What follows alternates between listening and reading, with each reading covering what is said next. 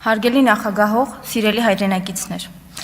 այսօր այս ամբիոնից ստիպված ենք խոսել, մտքեր փոխանակել անչափ զգայուն մի թեմայի շուրջ, որն առավել քան երբևէ կարևոր նշանակություն ունի ոչ միայն մեր ժողովրդի հոգևոր արժեքների պահպանման, այլ հայ ժողովրդի ինքնության եւ հայապահպանության համատեքստում։ Պետական մեքենայի կողմից ձեռնարկված արշավը մեր պետականության կարևոր ինստիտուտներից հայ առաքելական եկեղեցու նկատմամբ ոչ միայն մերժելի է եւ անընդունելի, այլ դրա շարունակական բնույթը բերելու է անկանխատեսելի հետևանքների։ Նիկոլ Փաշինյանի նախաձեռնած ապազգային հակապետական գործողությունները հակասում են պետություն եկեղեցի հարաբերությունների սահմանադրությամբ սահմանված դրույթներին, ինչը խնդիր է հարուցում եւ օրինականության, ինչպես նաեւ արժեհամակարգային առումով։ Սահմանադրությամբ սահմանվում է հայ առաքելական եկեղեցու առանձնահատուկ դերը հայ ժողովրդի կյանքում, ինչի դեմ իշխանության անթույլատրելի գործողությունները միանշանակ հակասահմանադրական են։ Արցախը հանձնած 5000-ից ավելի հայորդիների կյանք խլած, թուրք-ադրբեջանական պահանջները անվերապահորեն կատարած, պետական բոլոր ինստիտուտները կազմաքանդող եւ այժմ արդեն մեր ինքնության հիմնասյունը եկեղեցին թիրախավորող իշխանությունը վաղուց անցել է բոլոր կարմիր գծերը, երկիրը կանգնեցնելով ինչպես սահմանադրական, այնպես էլ բարոյական ճգնաժամի շեմին։ Այսքանից հետո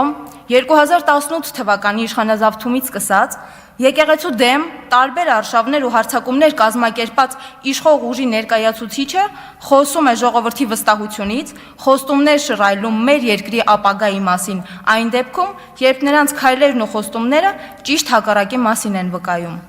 Իշխանության փորձերը վախի մթնոլորտի ձևավորմամբ լրացնելու մարդկանց ազատ խոսքն ու քննադատական մոտեցումները անհաջողության են մատնվելու։ Հոգևորականների նկատմամբ ճնշումները, քրեական գործերի նախաձեռնումները, կալանքներն ու ազատ խոսքի եւ տեղաշարժի սահմանափակումները ոչ մի առնչություն չունեն օրենքի եւ օրինականության հետ։ Դրանք բխում են միայն մեկ մարդու կմահաճույքից եւ նեղ խմբային շահերից, որոնք որևէ առնչություն չունեն հայ ժողովրդի կենսական շահերի հետ։ Եկեք անկեղծ լինենք, մեր պատմության ամենածանր ժամանակներում,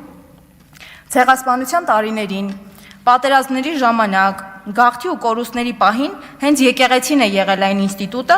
որտեղ հայ մարդը գտել է ուժ, հավատ եւ ապրելու կամք։ Եկեղեցին եղել է ոչ միայն աղոթքի վայր, այլ նաեւ դպրոց, մշակութային կենտրոն, ազգային ինքնության պահպանման եւ միասնականության օջախ։ Իշխանության արշավը հարված է հայ մարդուն, հավաքական հային եւ հայկականությանը, ինչը որևէ պարագայում չի կարող հաջողությամբ պսակվել։ Մենք չենք կարող լռել, երբ խախտվում է խղճի եւ դավանանքի ազատությունը, երբ օրենքը կիրառվում է ընտրովի, բացառապես նեղ քաղաքական շահերից ելնելով։ Հարգելի հայրենակիցներ, պետությունը չի կարող ամուր լինել, եթե խարխլվում են նրա հոգևոր հիմքերը։ Պետությունը չի կարող առաջ գնալ, եթե հասարակության ներսում խորացվում են բաժանարար գծերը, իսկ այսօր իրողությունները ցավալի ընթացք են ուրվագծում, որի շարժը պետք է կասեցնել։ Հանրային քաղաքական պայքարը իշխանությանը պետք է տեղափոխի օրինական դաշտ, իսկ տեսանելի ապագայում նրան իշխանազրկի։ Հերու քաշեք ձեր կեղտոտ ձեռքերը հայ առաքելական Սուրբ եկեղեցուց։ Հայ ժողովուրդը գիտի ինչպես պետք է պաշտպանի իրեն ու իր եկեղեցին եւ անկասկած պաշտպանելու է։ Շնորհակալություն։ Շնորհակալություն մեր լսումների ամփոփիչ խոսքի համար։